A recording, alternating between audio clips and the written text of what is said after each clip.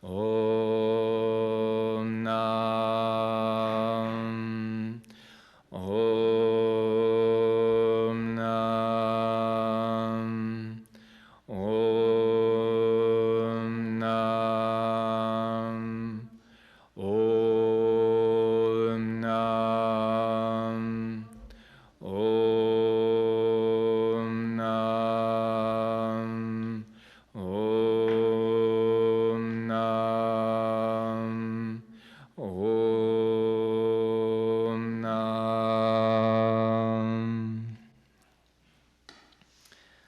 Thank you very much. And as we began, we continue the structure of Buddhism, still in the Theravada realm. And I would like to talk about the three insights. Insight into impermanence, insight into impurity, and insight into non-self, okay? Why is this so important? Because even if you're not a practitioner, you meet all these three qualities in your life, and you respond to these qualities differently. So, insight into impermanence, what does that really mean? Okay? I tell you a little story. Many of you know the mustard seed story, but some of you may not. So, a woman who had a child, and the child was born late in the woman's life, lost her child. And she was very, very deeply sad. And she went to the Buddha with the dead child in her arm and said, Buddha, I know you have special power. Please resurrect my child. I cannot have any more this lifetime, and I loved her very, very much. Then the Buddha says, okay, I'll try. I can do that if you bring me a special ointment. This has to come from mustard seeds. These mustard seeds must come from a family house, or any family house where there was no death. If you bring me this ointment, I can resurrect your child. And as you know, right away, this brings some very deep realization of impermanence. So the woman, because she had faith, she started to go around, and she was asking families and went from house to house, and everywhere they said, we are very sorry. In this house there was also death. We cannot give you that special mustard seed because we are not like that. So she goes and receives the same answer over and over and over again. And then after, she realizes, oh, we cannot turn impermanence back. We cannot turn back the wheel of time. It's impossible. So, this was a very important teaching by the Buddha. There may be very powerful people who can resurrect another person, who can do miracles for many, many, many times. Still, impermanence does not stop. Still, this body has to die. So, this is a very important teaching by the Buddha, because if we do not accept impermanence, we cannot function clearly as human beings, okay? So when you start your practice, you may want something special, that I will be different. I will not die. Or I will die very differently, okay? Sometimes with some big miracle, okay? But that's not the way it goes. In fact, it's a very, very small use of the Dharma, okay? Wanting to use it this way. And impermanence is something that we have to come to terms with ever since we're born. When we are separated from our parents as infants, we all cry. We depend on them. So we taste a little bit of impermanence. When somebody dies in the family, we also taste that. But it's very strange that human beings do not realize that they themselves are subject to the same law of impermanence all the time. They will die in the same way as their grandparents. Because when it happens, it just doesn't dawn on people. But for a very sensitive and gifted and powerful individual like Shakyamuni Buddha, it did. Because this truth was hidden from him for a long time. And when he realized that, at a more mature age, he asked his cart driver, Chunda, Chunda, is it true that kings also die? Yes, Your Majesty, kings also die. Then I have no use for this kingdom. If death also catches me, why keep that? It cannot save me. It cannot help me. So realizing impermanence made him go and seek something which is beyond life and death. Because there's something really interesting. As you observe forms and thoughts coming and going, that which observes doesn't move. It's like a mirror, okay? So when you start practicing meditation, many, many thoughts appear in your mind. You can let go of them. Then these thoughts disappear. Outside in life, many forms appear. 1, 2, 3, many, many forms, okay? They all come and they go. You go to the shop, buy them, use them, throw them away. Then they get recycled and come back in a new form, in a new product, okay? So this is impermanence, or the cycle of life and death. Nothing is exempt from this. That's why we call the Dharma the universal law, because it has no exceptions. The truth of the Dharma, as it is expounded, is universal. And that's why it's valid and will be valid everywhere in this universe, where we have form, where we have body, we have mind, where beings exist in the way we do. So impermanence is very, very important, and don't be afraid of it. Use impermanence, okay?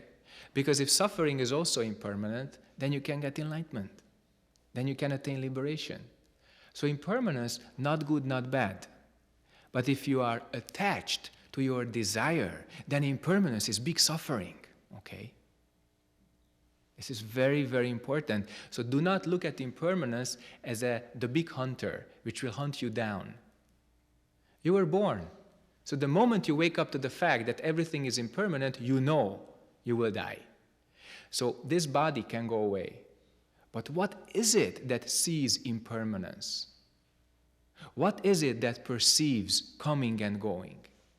That's very important. Because if you attain that, then you are liberated. That's why the Buddha practiced. That's what he attained. That's what we follow, to attain that mind which he attained. So if we can do that, then we are free from life and death. Still, the body has to die. But if you're not identifying with the body, then your death, much less suffering. It doesn't cause so much suffering, okay? So impermanence is just the way names and forms exist. But when I said previously that human beings and all sentient beings have Buddha nature, that means that you can perceive this impermanence. And when you perceive that, you can use that. If you don't perceive that, then this impermanent world uses you. And remember, we talked about the mind creating this world. So if your mind creates this world, how come that this world can use you, can overrule you? And the answer is because of blindness. And the Buddha called this avidya, or not seeing, not awakening. Because of this not awakened mind, because of this unclear mind, what we created can control us. You can see it increasingly out there. And the Buddha's teaching is that it doesn't have to be that way, okay? We can wake up, we can see how we create things, and we can turn the processes around. We can set new direction, and we can follow that, okay? Impurity is also very interesting because we, from our early childhood, distinguish pleasant, unpleasant, like, dislike, okay? And when you see that all these distinctions are created by your mind alone, then you see that these distinctions are empty. We make them. For instance, when you go to a different culture, you eat different kind of food, okay? So for you, the inside of a coconut may be very strange, but for somebody who was born in Malaysia, the inside of a coconut, this white, little slimy thing, is very, very delicious. And if you get used to it, that means you put down your like and dislike mind, for you it will be delicious too. I experienced that. And you can experience that also when you go to other countries. Like Korean people, they go to the West, they order some food, and they eat and say, oh, mashiopta, no spice. So then they use lots of gochujang, lots of salt, and then they have the mat, they have the taste they want, okay?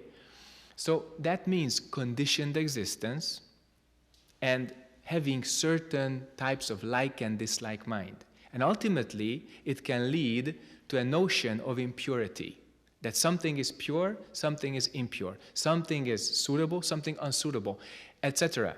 Okay? So that's a very interesting notion, but it's all conditioned. They all don't exist by themselves. I have seen with my own eyes that in a little children's cart, there was a child like 2 years old, and the mommy was putting a little kimchi and little rice into the mouth. And the child, oh, wonderful, eat, okay? But if you do that to a Western kid, just overnight, be crying, wow, strong taste, okay? So very different, okay? And non-self, the third subject for our, Dharma talk is also very interesting. This is something very, very fundamental. What does that mean? It means that phenomena, things, do not exist with an independent soul, an independent entity, okay? They are put together from ingredients or parts. And when you take away these parts, then this form disappears without a trace. Okay? This is a very important point, because without that, we could not attain liberation also.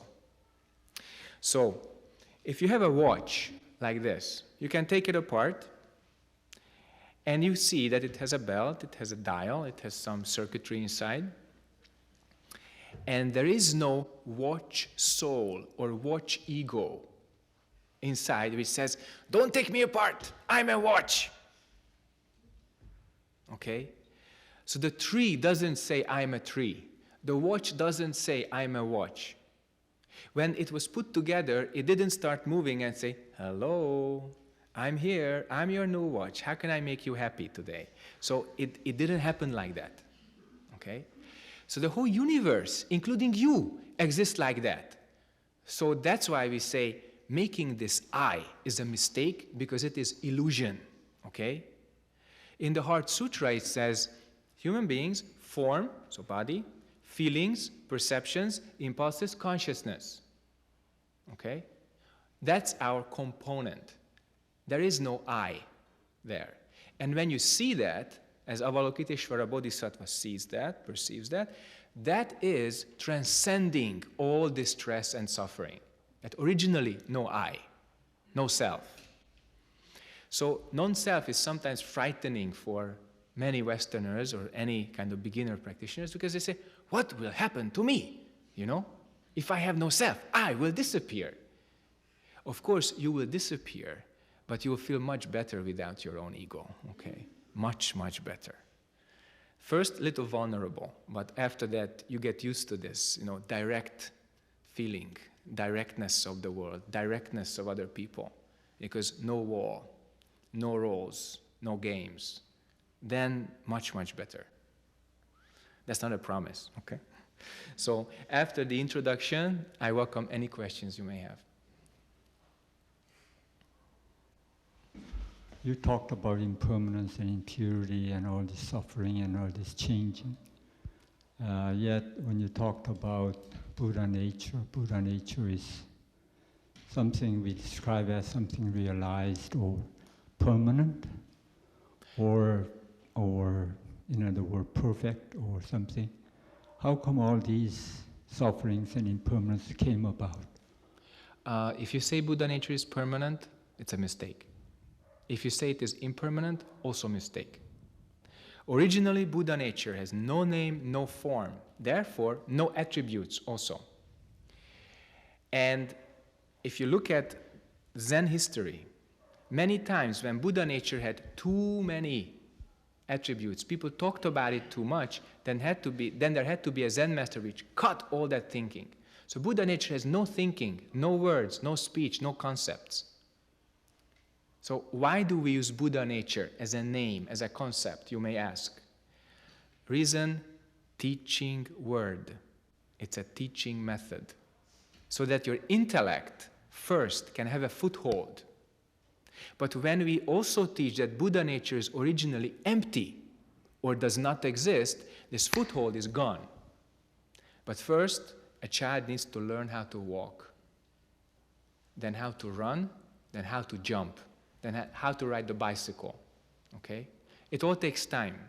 So for the intellect, for the thinking, to have a concept is very important. It can focus around it.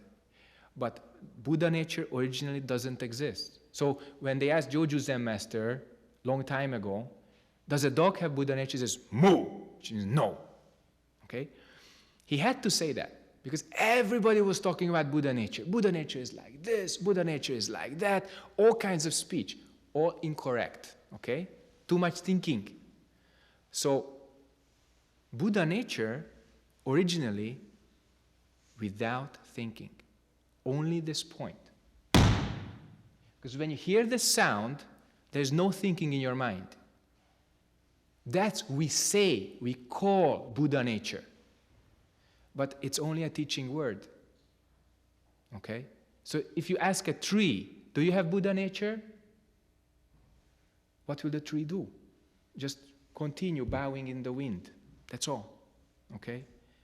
You ask a child, do you have Buddha nature? They say, they don't understand that. So for students of the path, we create many, many skillful means or teaching methods, and that's one of them. It works really well, because when you attain that Buddha nature originally is empty or does not exist, that's very, very mature. That means liberation from even the concept of Buddhahood. That's very good, okay? Does this answer your question? When you know in Zen, the Gwan-eum, yes. And there's a famous story about this Buddha nature. This disciple asked Joju, yeah, when a dog was passing, whether the dog has a Buddha nature or not. Exactly. And he says, yeah. But was told that everything has Buddha nature. Yeah. But if everything has Buddha nature, then nothing has Buddha nature. Okay, it's the same. So it's used for your mind to have an initial foothold.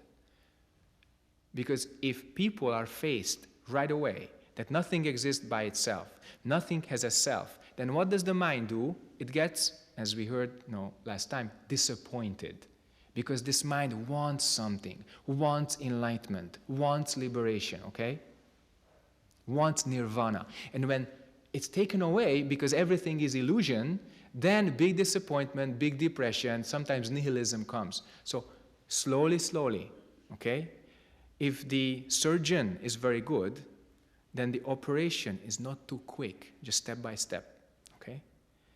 Too quick operation may be a masterpiece, but patient dies, okay? So that's why when we teach, we start from where people's consciousness is. And people really sincerely, practitioners, they want something. They want to attain enlightenment, want to attain liberation. So we create this Buddha nature concept, And then when you get mature, this is, Buddha nature also created. It's also a name, okay? It's also some kind of help. But when you become an adult and a mature practitioner, you see originally nothing like that, okay? Only before thinking.